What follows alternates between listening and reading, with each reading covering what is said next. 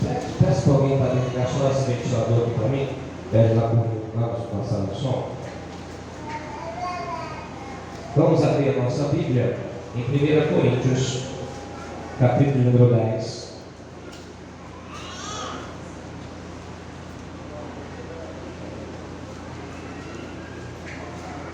Primeira Coríntios, capítulo número 10.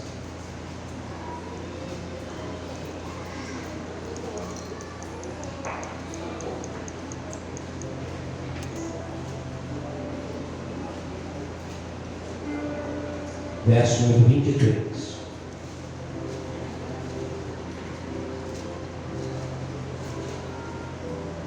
Primeira carta de Coríntios, no capítulo número 10, verso número 23.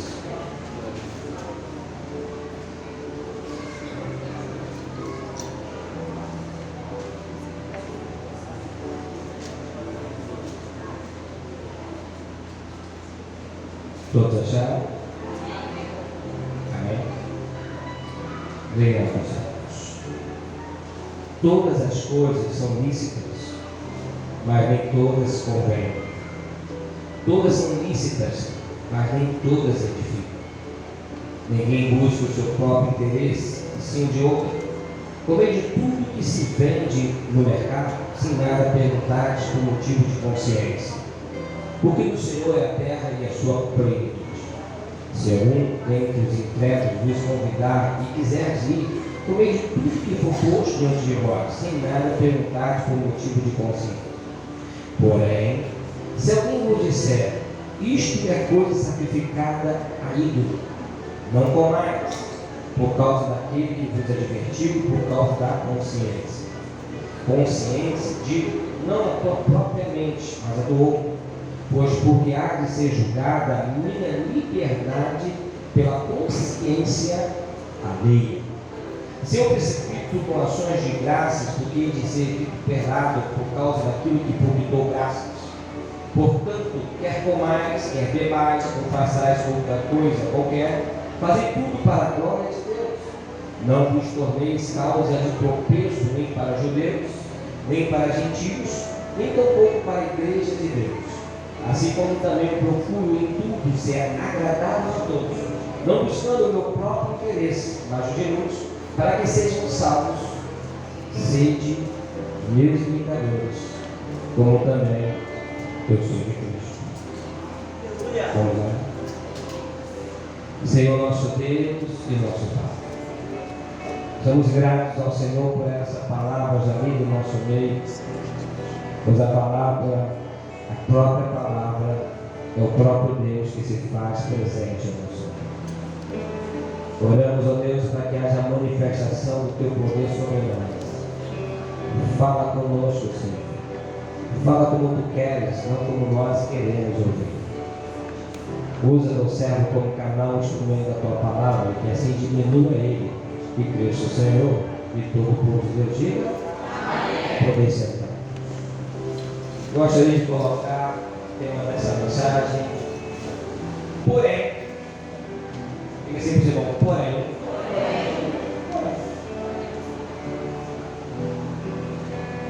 Paulo, quando ele escreve essa carta à igreja de Corinto, por duas razões, Paulo fez questão de reiterar esse assunto. São poucas as vezes que Paulo ele reitera um assunto à mesma igreja. Mas a igreja de Corinto, uma igreja situada próxima ao porto, é uma igreja em que havia muitos comerciantes, muitas pessoas com condições financeiras, pessoas com talvez seu trabalho, a própria fonte de renda. Havia também em Corinto muitos filósofos, muitas pessoas que estudavam as leis. Era um local de grande concentração de pessoas assim prósperas, pessoas cultas. E também havia entre eles uma grande dificuldade de colocar em prática as escrituras sagradas. Porque quando o Evangelho de Cristo chega em Corinto, encontra uma cidade que estava vivendo nas suas paixões, nas suas vontades, nas suas vaidades. E a palavra estava vindo ao encontro deles naquele momento, e alguns irmãos estavam se convertendo ao cristianismo, e muitos deles que se convertiam ao cristianismo ainda tinham dúvidas em seus corações a respeito de muitos assuntos. Paulo, ele passou um período muito grande em Corinto, aplicando e ensinando a todos a lidar com certas situações. Paulo, em Corinto, ele encontrou um grupo de pessoas que tinham perguntas, indagações e dúvidas em relação à relação sexual, ao casamento. E Paulo, ele teve muitos assuntos a serem tratados ali, creio eu, e nem tudo ele conseguiu dar conta, porque o ser humano, numa cidade grande, são inúmeras coisas que acontecem, tanto que a Bíblia diz lá em Romanos: não vos conformeis com esse século, mas transformais pela vossa renovação da vossa mente. Então Paulo estava procurando fazer o que podia ser feito ali, enquanto ele tinha tempo para estar ali com os irmãos. Você vê que ele termina esse texto dizendo: assim como também procure tudo, eu procure tudo, ser agradável a todos.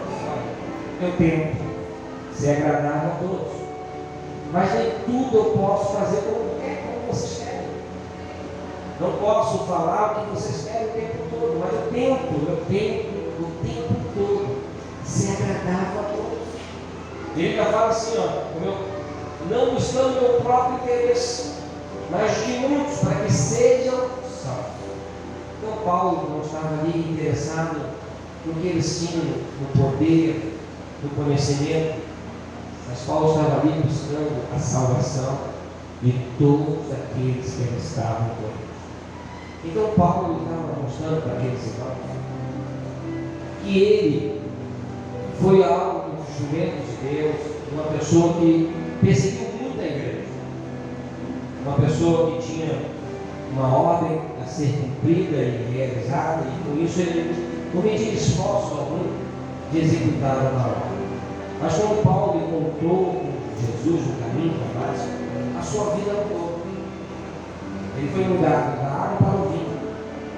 Mas Paulo tinha muito conhecimento. Paulo era uma pessoa muito culta, estudou na escola de Gamaliel. Então, a gente vê que Paulo estava muito próximo aqui do plano de Deus para alcançar outras cidades e outras nações. E quando Paulo foi alcançado por Deus, Deus havia planejado um propósito na vida de Paulo. Queria levar ele às cidades, a outros povos, para pregar o Evangelho. Mas Paulo não imaginava o que estava por vir em sua vida. Só sabia de uma coisa, que ele deveria padecer por amor a Cristo. Assim como ele era perseguidor, ele agora se tornaria perseguido. Então na igreja, Paulo teve muitas questões para serem resolvidas. E como eu disse, creio eu, ele tentou de todas as maneiras ser agradável a todos. Mas ninguém consegue o tempo todo agradar o outro. E por alguns motivos ou outro, alguns não ficam insatisfeitos. Tanto que Paulo começa essa palavra, nós vemos aqui no versículo 13, 23, diz assim: todas as coisas são lícitas, mas nem todas se convertem. Todas são lícitas, mas nem todas edificam. Então ele resume os assuntos. Ele traz, aquelas perguntas, aquelas situações que estavam acontecendo, ele coloca: olha, todas são lícitas. Tudo você pode fazer, tudo que está ao seu alcance, você pode fazer. Pastor, eu posso beber? Pode. Pastor, eu posso fumar? Posso. Pastor, eu posso liderar? Pode. Pastor, eu posso roubar? Pode. Pastor, eu posso comer coisa? Pode. Pastor, pode. Mas nem todas as coisas é difícil. E como nem todas essas coisas vão permitir que você entre no céu. Então Paulo estava dizendo, tudo é isso. Eu posso comer tudo, fazer tudo, mas nem todas essas coisas vão me edificar. Então as questões da vida a gente vai lidar com ela. Só que Paulo ele traz esse assunto 2 vezes na mesma igreja. Lá no capítulo 6, já comigo, lá no capítulo 6,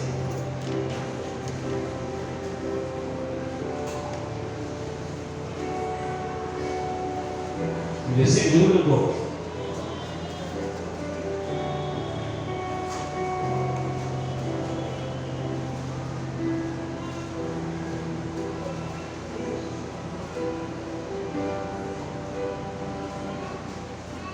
Diz assim a palavra do Senhor: todas as coisas me são lícitas, mas nem todas convêm. Todas as coisas me são lícitas, mas eu, Paulo diz, mas eu não me deixarei dominar por nenhuma. Então, no capítulo 6, Paulo já começa com os assuntos que estavam referentes e inerentes àqueles irmãos. E aqui em 1 Coríntios 6, Paulo estava lidando com o assunto do litígio, uma disputa judicial por ser uma cidade grande. Empregados, empregadores, comerciantes, questões estavam surgindo do outro lado, então estava surgindo um crescimento muito grande de litígio entre os irmãos, disputa judicial, cada um tentando se defender, cada um tentando seus próprios interesses. E aí Paulo começou a lidar com essa situação. E diz a palavra do Senhor, quando ele fala no versículo 6, versículo número 8, dizendo: mas vós, mesmo de fazer justiça e fazer dano, isso aos próprios irmãos, não sabeis que os justos não herdarão o reino de Deus. Não vos enganeis, nem impuros, nem idólatras, nem adúlteros, nem efeminados, nem sodomitas, nem ladrões, nem avarentos, nem espelhos, nem maldicentes, nem roubadores, herdarão o reino de Deus. Tais coisas alguns de vós, mas vós fostes lavados, mas vós fostes santificados, mas fostes justificados em nome do Senhor Jesus Cristo e no Espírito nosso Senhor. Então, além do litígio, havia uma sensualidade. Aquele povo estava vivendo uma situação muito caótica. E a sensualidade estava predominando entre os irmãos. E hoje nós estamos vivendo uma igreja moderna, aonde nesse século, principalmente no Brasil, o Brasil é um país muito tropical, chove, faz calor no mesmo dia em algumas cidades, outras cidades são mais frias, outras cidades são mais quentes. A gente observa que Paulo estava tendo muita dificuldade, porque a cidade é uma cidade portuária, perto do mar. E a questão está ali próximo do mar, então as pessoas deixam-se levadas muito pela sensualidade e passam a ter o cuidado naquilo que estão fazendo ou vivendo. Então, Paulo estava dizendo aqui, quando ele fala esse assunto, na primeira carta, no capítulo 6, está falando sobre a sensualidade. E ele fala aqui no versículo mais assim, no versículo 16: ou não sabeis que o homem que se une à prostituta forma um só corpo. Ele está dizendo, como ela, porque como se diz, serão dois uma só carne. Então ele estava lidando com o assunto em que os irmãos não se importavam em ter relação sexual, não estavam se preservando, não estavam se cuidando para o momento do matrimônio. Que o sexo é tenso, mas o sexo é tenso dentro do casamento, e fora do casamento, o sexo é condenado pela palavra de Deus. Então Paulo estava dizendo que quando você se une a uma prostituta, a um adúltero, você se torna tanto quanto ele é, porque os dois passam a ser uma só.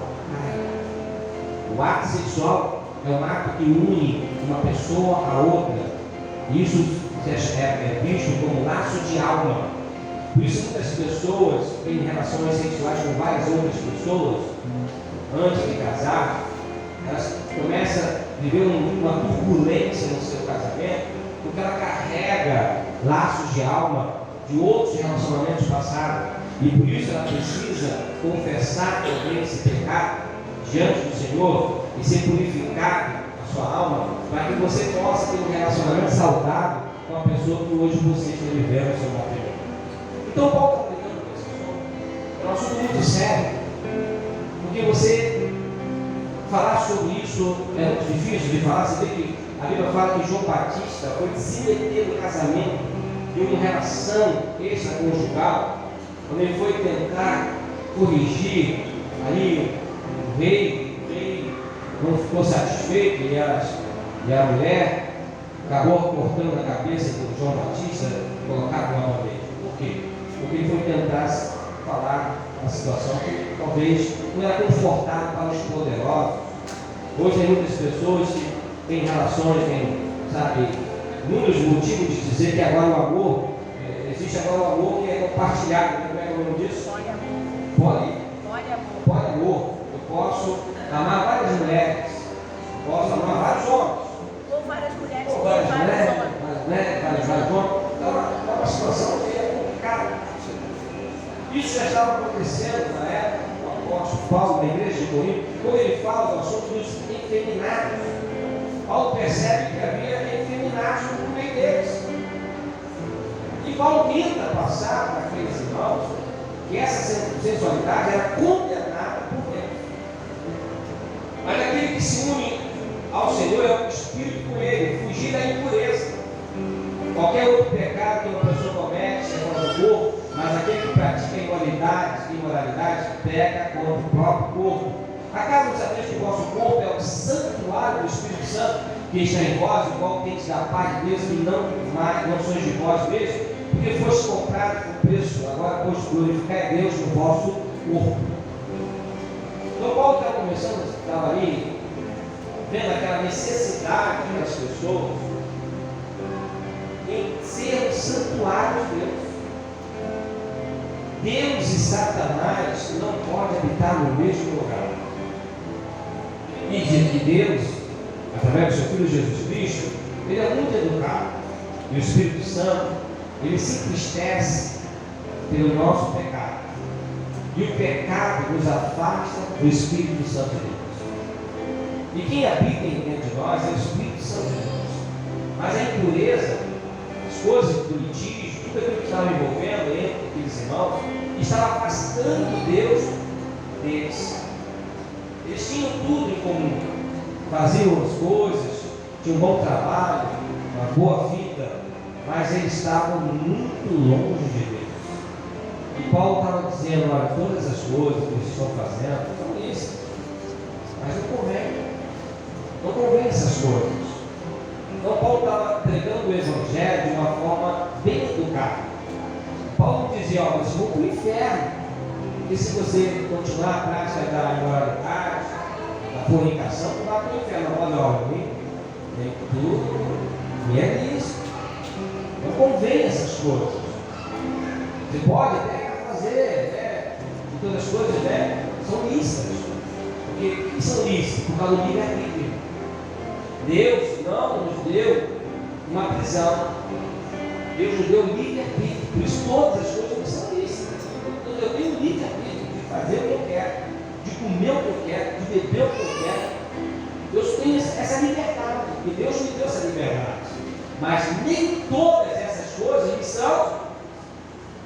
Por isso ele deixou lá em Êxodo os mandamentos, como está escrito na palavra do Senhor, no Pentateuco, das coisas que devemos fazer, e debaixo da lei de Deus, todos nós pecamos. Mas ali tem uma direção. E hoje a lei, ela foi, colocada diante do Senhor, e pela graça do nosso Senhor Jesus, nós vamos conseguir alcançar esse lugar. Em Cristo, irmão, nós vamos conseguir. Mas entenda uma coisa: por que Paulo ele faz essa separação? E aí, no capítulo número 10, Paulo já começa a levar o assunto da idolatria. Já no capítulo número 6, ele fala do litígio, da sensualidade. Já no capítulo número 10, Paulo traz a prática da idolatria, da imoralidade. No versículo número 20, no capítulo número 10, versículo número 10, diz assim, versículo número 7, diz assim: não vos façais por idólatras como alguns deles, como está escrito: povo assentou-se para comer e beber, e levantou-se para divertir-se, e não pratiquemos imoralidade, como alguns deles o fizeram, e caíram um só dia 23 mil. Não ponhamos o Senhor à prova, como alguns deles já fizeram, e pereceram pelas mordeduras das serpentes. Não murmureis, como alguns deles murmuraram e foram destruídos pelo exterminador. Essas coisas sobrevieram como exemplo e foram descritas para a advertência nossa, de nós outros sobre quem os fins do sexo têm chegado. Aquele, pois, que pensa estar de pé, veja. Não pode estar me dizendo, ó, você que pensa que está de pé diante dessa situação que você está fazendo, você pensa que nada vai acontecer, hoje, aqui não vai. Porque um dia o tombo vai acontecer. Um dia, sabe, essa situação vai vir agora. E como você vai lidar com isso? Como você vai lidar com a situação que você está vivendo? Então, Paulo aqui estava falando sobre a prática da idolatria e imoralidade e associação a demônios. Veja aqui no versículo de número 20: antes, digo que essas coisas que eles sacrificam é demônios, e que as sacrifiquem não a Deus. Eu não quero que vos torneis associados a os demônios. Já pensou, irmão? Você ser um sócio de um demônio? Se associar às coisas demoníacas que atuam nesse mundo? Paulo estava dizendo a eles: olha, essas coisas que vocês estão embaraçados na vida, isso não vai levar vocês ao caminho do céu. Por mais que todos os caminhos levam a Deus, mas o caminho que leva ao céu não é esse caminho. Eu só tenho um caminho que leva ao céu, que é a santificação. Porque sem a santificação, ninguém verá a Deus. Então, Paulo estava dizendo para eles: olha como é que vocês estão.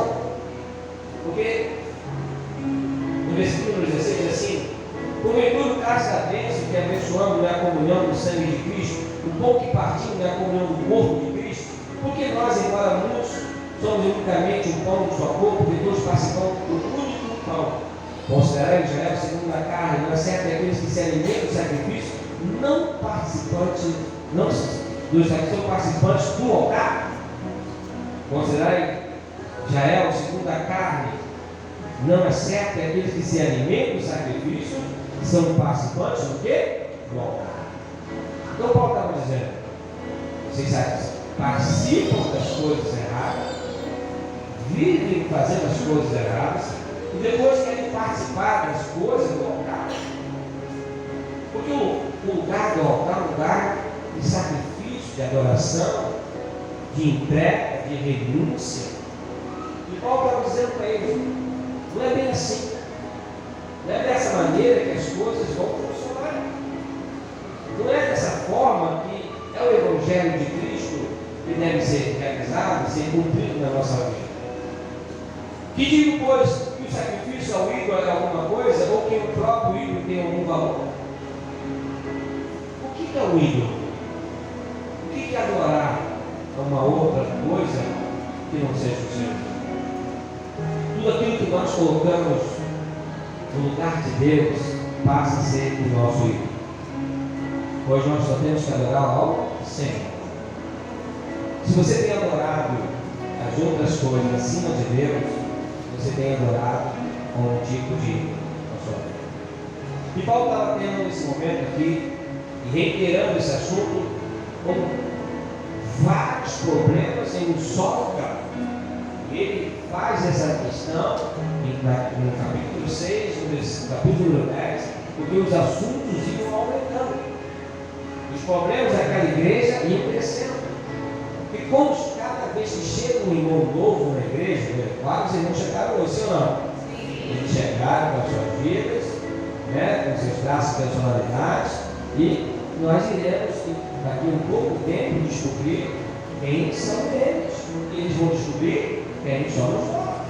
Isso faz parte de onde tem pessoas reunidas, vários tipos de pessoas, classe social, e outros segmentos, mas nós temos que entender que o que tem que prevalecer em nosso meio é a palavra de Deus. É o que a Bíblia diz. O que a Bíblia tem para falar a respeito daquilo que nós temos de dúvida, e então, com a palavra de Deus, nós nos tornarmos libertos do pecado, da escravidão, e nos tornarmos mais próximos de Deus. Então, Paulo aqui estava lidando com esse ponto. Então, Paulo vê uma grande igreja, como também vê um grande desafio. E aqui a gente vê o desafio do apóstolo Paulo hoje, nos dias de hoje, vamos dizer, dito nos dias de hoje, e, vamos dizer assim, colocado pelos sociólogos, né, sobre o assunto do relativismo. O relativismo estava predominando a igreja de Corinto. O relativismo é o ponto de vista que cada um tem. Por isso que havia muitos grupos ali na igreja de Corinto. Que havia cada um grupo seguindo o seu ponto de vista. E Paulo estava encontrando muita dificuldade para tentar aplicar a palavra de Deus na vida daquelas pessoas que tinham um relativismo muito forte. Uma pessoa que, sabe, já tem esse ponto de vista em questões da palavra de Deus, ela vai lutar o tempo todo contra a verdade de Deus. Ela vai buscar sempre versículos para tentar justificar o seu erro. E aí Paulo encontra aqui esse assunto muito forte entre eles, e a gente vê que esse processo é inerente, é um processo cognitivo. Esse processo é envolvido ao raciocínio. Aquela cidade havia pessoas muito cultas, muitos filósofos, estudavam muito. O raciocínio daquelas pessoas era um raciocínio muito, assim, vamos dizer, concreto, naquilo que eles acreditavam e aquilo que eles achavam que era assim. Por isso que Paulo, quando tenta aplicar a palavra de Deus, ele encontrou muita resistência em certo grupo de pessoas que estudam muito. Tem pessoas que estudam muito e tentam justificar todo o seu conhecimento, justificando que a palavra de Deus é como qualquer outro livro. E que Jesus é mais um, né, profeta que surgiu na época dos nossos dias. Mas que Jesus não é o Salvador. E eles continuam com aquele pensamento, só que eles não se convertem ao Evangelho. Eles até frequentam as igrejas, mas eles não veem uma libertação em sua vida. Eles até sentam, participam dos cultos nas igrejas, mas não há uma libertação genuína em seus corações. João Batista mesmo disse: raça de víbora, quem vos livrou da ira vindoura? Dizeis, mas não produzir frutos de arrependimento. Porque eles dizem, mas não produzem frutos de arrependimento. Não há uma transformação, não há uma mudança de vida. Não abrir mão de uma vida para ganhar uma outra. Diz o meio daquele que não perder esta vida, não pode ganhar uma outra. Aquele que não negar a si mesmo, não pode me seguir. Diz: nega-se a si mesmo, toma a sua cruz e vem e siga. Então, Jesus está dizendo o tempo todo que tem que abrir mão de muitas coisas. Então, Paulo ele começa a ver, crescendo muito, e aí tinha os pensamentos, tem os filósofos, porque o filósofo pensa muito, e ele executa muito pouco. Há muitos pensamentos, muitas pessoas que pensam o tempo todo que vai fazer o bem, mas não faz. Pois a Bíblia mesmo é aquele que pensa, né, e não executa, e vão na sua religião. Porque se você pode fazer o bem e não faz, você só pensou em fazer, sabe? A pessoa pensa em fazer o bem, mas não faz. Então vamos lá. Hoje, olha, eu até penso em ajudar, mas não tem tempo. Até penso em fazer, mas não tenho condição. Então, de ver os pensamentos estavam ali, e aqueles pensamentos, né, começavam a trazer as perguntas, aí começou a surgir ao relativismo sobre aquela questão do porquê. Você vê que a criança, ela desde pequena, ela sempre pergunta: por que não? Ó, por que não? Por que não? Então, naquela época, estava tendo muito porquê. Por que não pode botar tatuagem? Por que não pode fazer isso? Por que não pode andar desse jeito? Por que não pode? Por que não pode? Então, o porquê estava sempre no pensamento das pessoas. Por que o pastor quer que seja assim? Olha o que está na Bíblia. O que está escrito na palavra do Senhor? Então essas perguntas surgiam o tempo todo, expressando dúvida ao motivo. Paulo reitera as palavras de Jesus. Vamos ver Mateus 6, por favor. Mateus 10.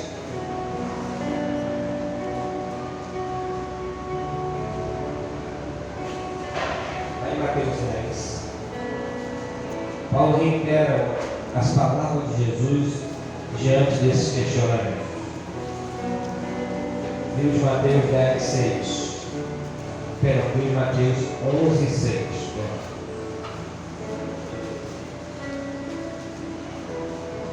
E diz assim: e bem-aventurado é aquele que não achar em mim motivo de tropeço. Então Jesus estava dizendo aos discípulos, e João não foi o contexto, está dizendo quando João perguntou aos seus discípulos, se perguntaram quem está por vir, em vez de esperar outro, Jesus disse: ó, diga para João o que está acontecendo. Os cegos veem, os coxos andam, os leprosos purificados, surdos ouvem, os mortos ressuscitados, e aos pobres assim pregado o Evangelho. E bem-aventurado é aquele que não achar em mim motivo de tropeço. Então Paulo estava trazendo, seus irmãos, pelas questões que eles estavam vivendo e fazendo, que aquele comportamento estava trazendo tropeço para as pessoas que estavam chegando na igreja. Sabe, para as pessoas que chegavam na igreja e encontravam uma igreja, sabe assim, liberal, pode tudo, faz tudo, né? O importante é que Jesus está no teu coração. Você pode beber, você pode sair, pode fazer isso, né? Jesus está no teu coração, tá bom. Há uma grande diferença da liberdade para a libertinagem. Liberdade é aquilo que Deus nos dá para tomar as nossas decisões, escolhermos aquilo que nós queremos, porque tudo é livre. Mas a libertinagem acontece quando eu tenho uma vida em Cristo. Eu entendo que a minha vida é um sal para esse mundo, sou a luz desse mundo, e que as pessoas elas não vão conhecer Jesus senão através da minha vida. Que as pessoas desse mundo elas não vão ler a Bíblia se não ler a minha vida, porque nós somos a carta escrita por Deus. Então a nossa vida é um modelo, é um exemplo para as pessoas, para os não fiéis, para os incrédulos. Então, se eu tenho sido um tropeço para alguém, e uma das questões que estou envolvido em fazer, eu tenho que me converter. Eu tenho que abrir mão de muitas coisas que me afastam de Deus, para que o Evangelho de Cristo não seja um impedimento para alcançar aqueles que o Senhor quer alcançar. Então Jesus estava dizendo isso, e a gente vai ver aqui agora, como você vê que o apóstolo Paulo, ele reitera também esse mesmo assunto. Vamos agora no capítulo de número 10, de 1 Coríntios 10, 32, quando ele diz assim: não vos torneis causa de tropeço, nem para judeus, nem para gentios, e ele diz assim, nem tampouco para a igreja de Deus. Jesus estava dizendo lá aos discípulos dele que não pudessem encontrar nenhum motivo de tropeço em Cristo. Em Cristo ninguém vai ter motivo de tropeço. Ninguém pode botar na conta de Jesus o seu erro. Ninguém pode botar na conta de Jesus o seu fracasso. Ninguém pode botar na conta de Jesus, a sua vida engano. E o Paulo estava dizendo agora aqui para esses irmãos aqui que estavam vivendo essa libertinagem, esse relativismo todo na vida deles. Estava dizendo, não vos tornei causa de tropeço. Se o teu irmão não bebe, não beba. Se o teu irmão não coma, não coma. Fazei tudo essas coisas para a glória de Deus. É para a glória de Deus? Sim, mas se é para a sua vaidade, por que as pessoas elas justificam, em Deus uma necessidade de sua vaidade? Porque a vaidade faz parte de um conceito do relativismo. Porque pela vaidade que essa pessoa tem, e ela não quer abrir mão daquilo, ela começa a justificar isso o tempo todo. Mas isso que você está fazendo tem sido bênção para as outras pessoas? O seu modelo, o seu modo de viver como cristão, outras pessoas podem dar testemunho de você?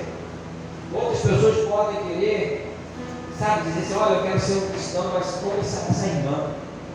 Eu não quero ser um cristão como esse irmão, mas quero ser um cristão como essa irmã, porque olha, é diferente. Assim como na sociedade tem o certo e tem o errado. Em toda a sociedade, em toda a classe, se possa imaginar, por mais que se faça um voto de juramento, né, possa estar dizendo, diante da Bíblia, até no Congresso, as pessoas prometem serem justas, honestas, por mais que exista isso, mas em toda a sociedade, toda a classe da sociedade, existe os que fazem o que é certo, existe os que fazem o que é errado.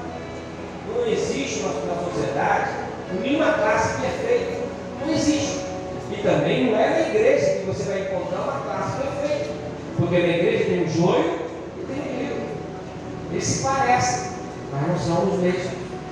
Estão no mesmo lugar, mas vivem no mesmo propósito. E Paulo está dizendo para eles, olha, não vos torneis causa de tropeço nem para os judeus, nem para os gentios, que eram focos de fora da promessa, e nem para os tão pouco para os de dentro da igreja. O que é isso? E quando você está na igreja, você tem que ser um modelo, um exemplo para os outros fiéis. Se você não ora, passa a orar. Se você não lê a Bíblia, passa a ler a Bíblia. Se você não congrega, passa a congregar. Se você não se santifica, passa a santificar. Se você não jejua, passa a jejuar.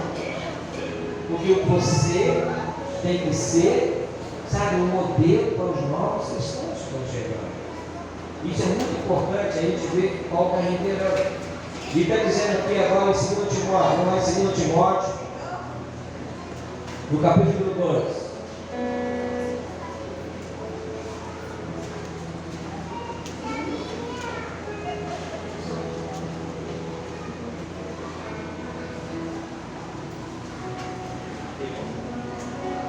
Tu, pois, filho meu, fortifica-te na graça que está em Cristo Jesus, e o que da minha parte ouviste através de muitas testemunhas, isso mesmo, transmite a homens fiéis, e também homens idôneos para instruir a outros, passivos de meus sofrimentos, como bom soldado de Cristo Jesus.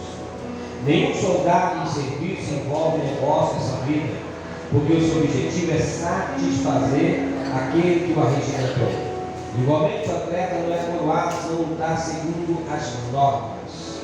O lavrador que trabalha deve ser o primeiro a participar dos frutos. Pondero que acaba de dizer, porque o Senhor te dará compreensão de todas as coisas. Lembra-te de Jesus Cristo, ressuscitado entre os mortos, descendente de Davi, segundo o meu evangelho, pelo qual estou sofrendo até algemas como malfeitor, contudo a palavra de Deus não seja algemada. Por esta razão eu suporto por causa dos eleitos, para que também se obtenha a salvação que está em Cristo Jesus com a eterna glória. Fiel é esta palavra, se já morremos com Ele, também viveremos com Ele. Se perseverarmos também com Ele, reinaremos. Se o negarmos, Ele por sua vez nos negará. Se somos infiéis, Ele permanece fiel, pois de maneira Ele não pode negar-se a si mesmo. Recomendo essas coisas, dar testemunho solene a todos perante Deus, para que evitem contentas de palavras, para que nada aproveitem e servem para a subversão dos ouvintes. Procura apresentar-te a Deus aprovado, como ovelha que não tem que se envergonhar, que maneja bem a palavra da verdade.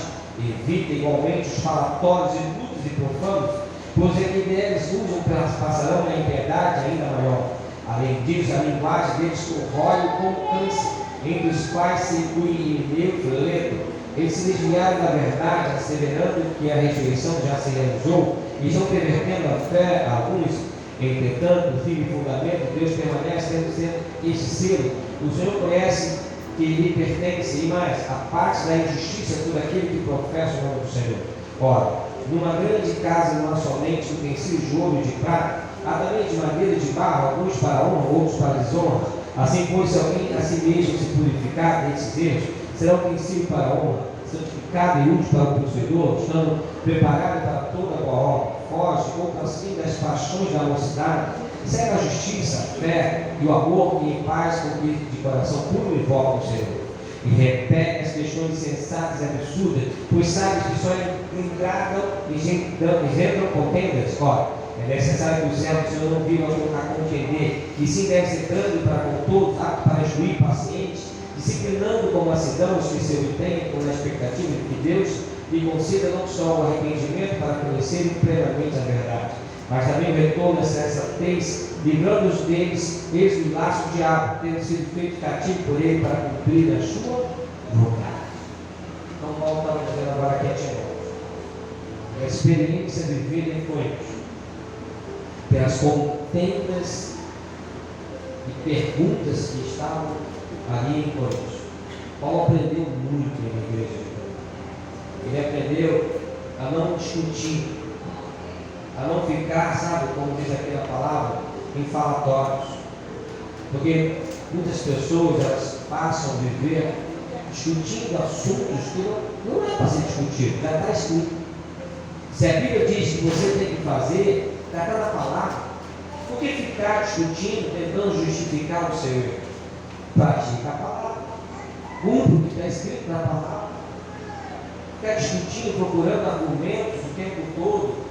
Enquanto isso, o tempo vai passando e você vai deixando de fazer o que Deus quer que você faça e fica preso nesses assuntos de falatórios que não vai produzir nenhum resultado pela qual o Senhor diz. Então ele está dizendo que todas as coisas não são lícitas, mas nem todas elas são boas. Vamos saber.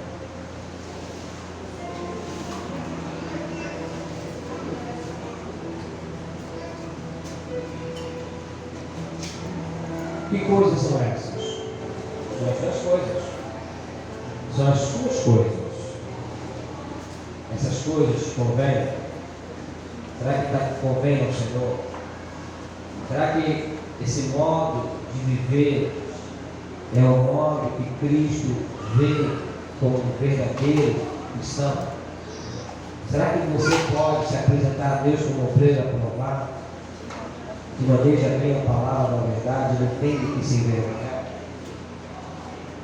Será que nós, naquele grande dia, que cada um de nós iremos nos apresentar diante do tribunal de Deus e seremos julgados por aquilo que nós fazemos, por aquilo que nós pensamos e falamos, e também pela consciência alheia? Você vê que será aberto o livro da consciência alheia. Seremos julgados pela consciência alheia. O que é isso, pastor? É aquilo que você tem feito e tem sido pedra de tropeço para outros irmãos. Seremos julgados pelos nossos feitos e que nós cometemos, e muitas pessoas se desviaram da fé por causa do nosso comportamento errado. Muitos filhos de crentes não querem ser cristãos mais no dia de hoje porque os seus pais, que diziam ser cristãos, não viviam o verdadeiro evangelho de Cristo dentro de casa. Muitos colegas de trabalho não querem ir na sua igreja porque eles não acreditam que na sua igreja possa ter um Deus que liberta e cura, porque lá no trabalho você não professa a fé como deve professar a sua fé. Muitos dos seus colegas de escola não querem nem entrar na porta de uma igreja, porque na escola você cola, você mente, você xinga, você vive irritado. E ele diz: nessa igreja que você governa, não quero nem saber o nome do pastor, porque eu jamais vou entrar nessa igreja. Para ser crente como você, eu prefiro ficar no mundo. Seremos julgados pela consciência alheia. Haverá esse grande livro naquele grande dia. Não pense só porque o seu nome está escrito no livro da vida, que você não será julgado em outras áreas, em outros livros da vida. A nossa vida será julgada. Hoje é o culto de Santa Ceia. Paulo mesmo diz: examinai a vós mesmos. Vê se não há em você algo que precisa ser tratado, curado, liberto. Limpe o seu coração. Se há algo em você que precisa, sabe, ser purificado, é hoje o momento. Hoje é o momento da Santa Ceia, participar dos elementos, viver uma comunhão com Cristo, uma comunhão com a igreja de Cristo, se afastando das coisas do pecado, ainda que todas as coisas sejam lícitas a você, que você tenha liberdade, você tenha seu livre-arbítrio de fazer o que você quer, mas naquele grande dia a conta vai chegar. Todos nós iremos nos apresentar diante do Senhor. Amigo, lembra-te que o seu comportamento de cristão tem que ser um modelo para outras pessoas, para os fiéis. Como Paulo mesmo disse, nem tampouco para a igreja de Cristo. A igreja de Cristo, os irmãos muitas vezes olham para você e dizem: poxa, meu Deus, e é crente.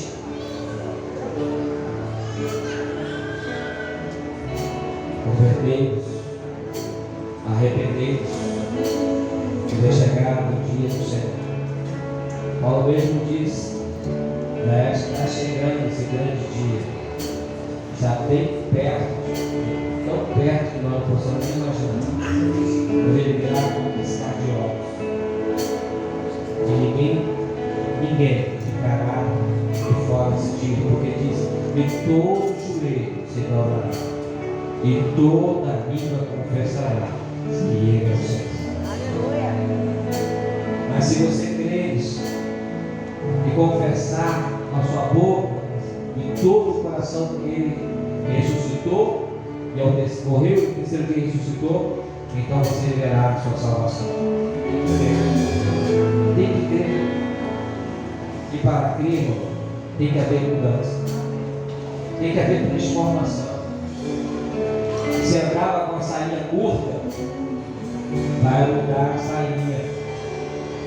Aquela sainha vai aumentando, vai aumentando. Se andava mostrando as pernas, a sensualidade do corpo.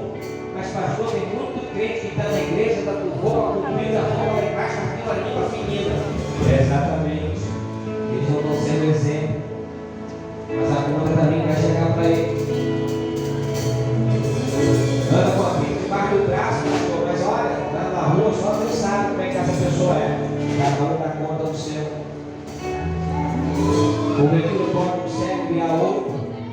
Não, ambos cairão no mesmo buraco. Mas naquele grande dia, a salvação é individual. Você não pode salvar o seu filho, você não pode salvar o seu marido, seu cônjuge, você não pode salvar seus pais, seus amigos. Você tem que salvar a si mesmo. Mas lembra-te que a sua salvação irá salvar outras pessoas através do seu modo de viver. Aleluia. Porque muitas pessoas elas vão dizer: olha, eu aprendi a ser cristão com aquele irmão da igreja, com aquela irmã da igreja. Olha, eu conheci aquela irmã, rapaz, aquela irmã na rua era barraqueira, mas claro, foi para a igreja e mudou. A vida dela mudou. Aquele irmão, eu conheci aquele irmão, rapaz, olha, só Deus sabe como eu passava no imaginava. Ele fumava, cheirava tudo que você possa imaginar, roubava tudo dentro de casa para vender, para comprar droga. Mas hoje, olha só como é que ele está em uma nova pessoa. Aleluia. Eu quero esse Jesus que mudou esse meu amigo. Eu quero esse Jesus que mudou essa minha amiga. Eu quero esse Jesus que mudou meu filho. Eu quero esse Jesus que mudou os meus pais. É esse Jesus que Paulo estava dizendo aos irmãos de Corinto. Jesus mudou a minha vida. Sejais meus imitadores, como eu sou de Cristo. Paulo começa o 1 Coríntios, capítulo 11, versículo 1, dizendo: sejais meus imitadores, como eu sou de Cristo. Aleluia. Isso. Não imite o mundo. Não imite o mundo. Não tente imitar o mundo, que você não vai conseguir. A moda do mundo muda o tempo todo, porque existem várias entidades potestades demoníacas em cada cidade dessa terra, em cada região dessa terra. Existem dominadores, potestades enviados no inferno. Cada uma vai usar as suas artimanhas, e isso vai remanejar o tempo todo em várias cidades. E se você tentar se adaptar a esse mundo, acompanhar esse mundo, você não vai conseguir, porque cada dia vai ter coisas novas, tem drogas novas, tem pecado, pastores, caramba, está surgindo cada coisa que você não imagina. Mas a palavra de Deus, ela continua sendo a mesma de hoje. Aleluia! A mesma de hoje. Ela não muda. Ela é pregada aqui no Brasil. Ela é pregada de norte a sul, em cada canto dessa terra. E ela é a mesma palavra, viva dele. Tem outra coisa que você quer imitar e viva a palavra de Deus. Faça o que está na palavra. Nesta noite, eu vou lavar as minhas mãos.